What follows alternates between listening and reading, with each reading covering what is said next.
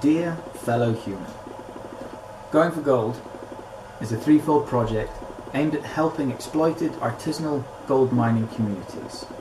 It is about three things. Firstly, it's about generating awareness of the issues that affect the miners, their communities, and the environment.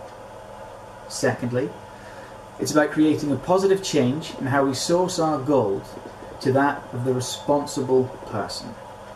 And finally, it's about giving support back to the artisanal mining communities that need our help. An estimated 5 million children are stuck in extreme poverty, having to mine in the dirt to survive. And they are just part of the 90% global gold mining manpower that makes up artisanal gold mining.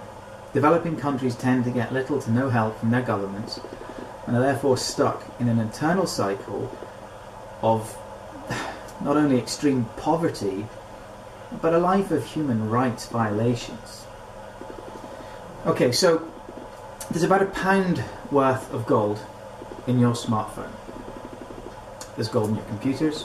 It's used in medicine, restoration, dentistry, aeronautical engineering, investment banking, and the largest of its use, which accounts for around 50% of the annual gold mining turnover, is jewellery. About 15 to 20% of that turnover is from these exploited artisanal mining communities.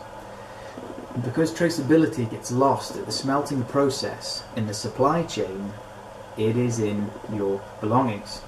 This means, I'm afraid to say, that about 15 pence worth of the gold in your smartphone is tainted with the sweat of exploited children in as many as 70 third world countries.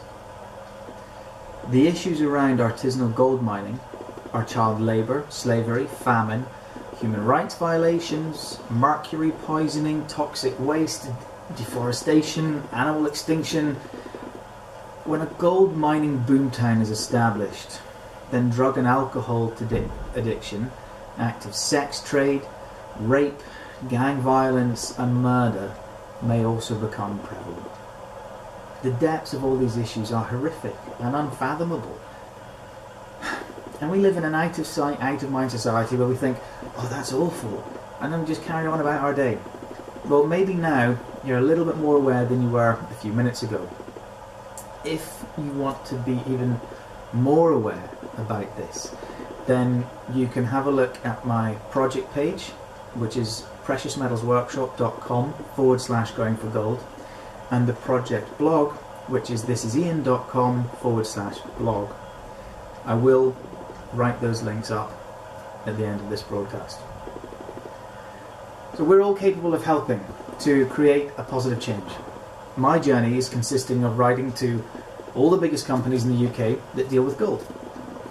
The high street jewellers, banks, phone companies, big pharma. I'm also writing to the Crown, the UK and Scottish Government about the issues and what we can all do. I'm going to visit mines around the world to see the assisted and unassisted artisanal mining communities firsthand, and then present a talk at the Ethical Jewellery Symposium It's in Our Hands in Edinburgh in March. Going for Gold will conclude in June with the Jewellery Ball, but more information about that will follow as we move on in this project. So what can you do? Well, if you're a jeweller, you can register to use Fair Trade and Fair Mind, where you can work with their metals knowing that you are working with guaranteed exploitation-free precious metals. You can then promote the use of this to your customers and clients. You could also help by answering 15 short questions I put together in a questionnaire. Link will follow at the end. If you're looking to buy jewellery, you can find a maker who is registered with either of these two organisations. You can ask your local high street jewellers to see their selection of Fair Trade, Fair Mind, exploitation-free jewellery. If they don't have a selection, then you could suggest that they should look into getting one. If you want to take a more hands-on approach, then you can do what I've done and write to all the people who use gold in the industry, asking them to make a positive change, no longer uses exploited precious metals. You can also write to the governments, you can write to the Crown, asking the Crown to pledge using fair trade, fair mind, exploitation free in all of their jewellery purchases in the future. And the government asking them to keep on putting pressure on other governments to help give back to the infrastructures of the poorest parts of their nation. There are various initiatives and other organisations that have set up to help support artisanal mining communities. You can help out with them. You can get in touch with Fairmind and Fairtrade to find out how to help them directly. Again, I will list links at the end of this. For a little bit of inspiration and proof that change can happen, there is a company out there called Fairphone. Now, Fairphone have produced the world's first exploitation-free smartphone. It uses Fairtrade gold in its components. All the materials in it are guaranteed exploitation-free.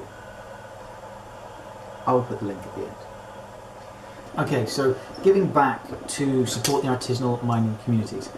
If you buy Fairtrade or Fairmind jewellery, then you are already helping by giving back, because the communities at the ground, they receive an annual premium from these two organisations that they can then choose where to put that money back into their own community infrastructures, building schools, buying books, more educational resources, better health and safety equipment. You can make donations to Fairmind and Fairtrade as well to help support their gold mining initiatives and projects, and you could help promote this project on social media by sharing it with your friends, as well as making donations to us on our Facebook page. We will soon, in the next few weeks, be advertising the jewellery ball for June, and you can help support us by involving yourself with the ball and coming along on the night, where all the profits from the ball will go directly back to the artisanal mining communities that I am just about to visit in person. Thank you for listening, and I look forward to working with some of you on this project in the future.